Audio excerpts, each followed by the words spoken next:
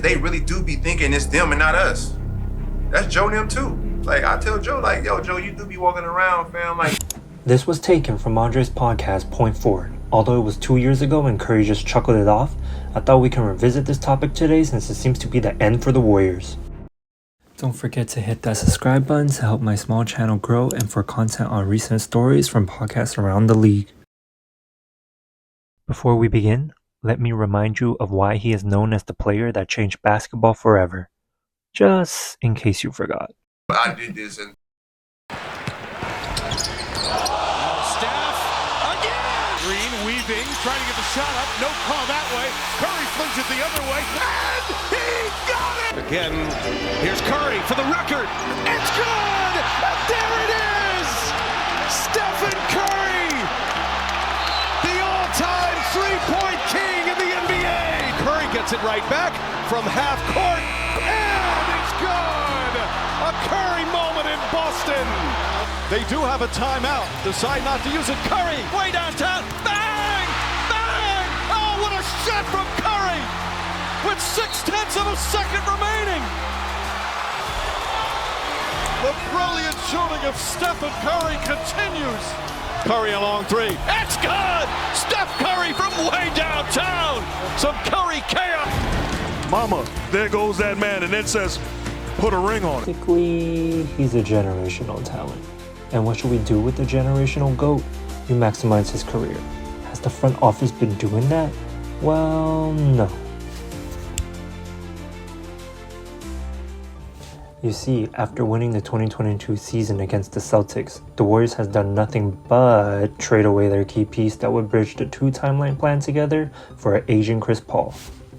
This is the trade that messed up everything. It was so bad of a trade that even Lakers guard Austin Reaves thought it was fake Probably news. looking at the wrong, I think there's Butt Crack Sports or something that always puts out false stuff. You see, the two timeline plan is set up to have success in the present and future. However, it's quickly not looking like that's going to happen with how things are going for the Warriors. like they got this narrative now, you know, we got a championship squad, and then they gonna build another one at the same time that's coming right after us. I'm like, man, y'all know how hard it is, man. And do y'all, like, we know, we see it. I've been talking about that all day today. Yeah, like, Steph has recently came out and said that plan is not going too well. I mean, after failing at the draft lottery year after year, when they could have gotten players that are all-star material and breakout players, man, I get so sad looking at this. And they missed out on the PG and Lauri Sweepstakes.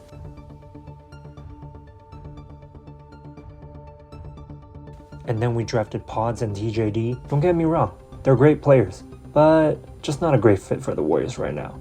Then, this past offseason, Klay left the Warriors to join the Mavs. Let's recap. We traded Poole for CP3 when we could have gotten Kristaps Porzingis from the Wizards. And not to forget other key pieces that would have helped us out significantly in the past season.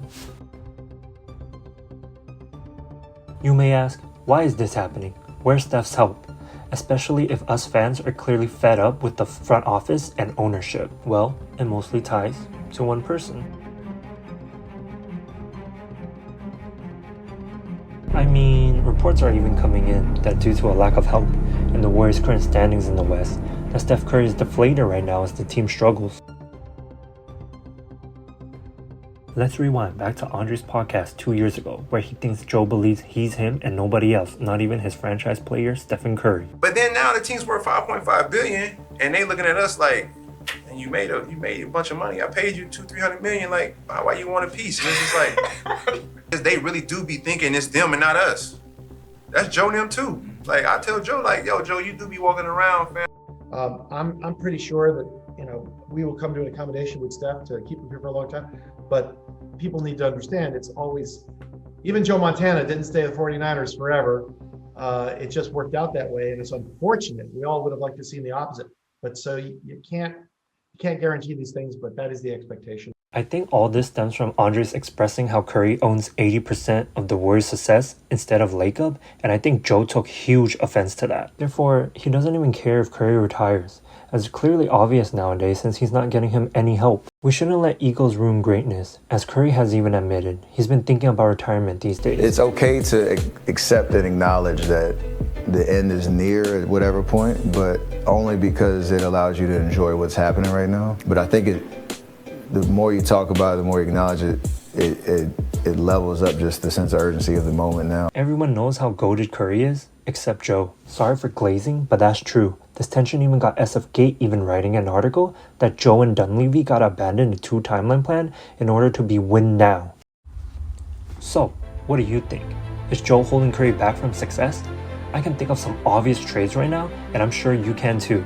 Am I just hating on Joe, or are we fans right about all this? Thank you for watching, and leave a comment on what you think. Like and subscribe for more content from players and their own experiences as I highlight from past podcasts around the league. If you want even more drama, don't forget to watch my recent video here on the Dwight Howard drama in LA. He's a 4-time NBA champion, a 2-time league MVP, a member of our 75th anniversary team, and for the first time ever, he's an NBA Finals MVP. The 2022 Bill Russell NBA Finals MVP award goes to Stephen Curry.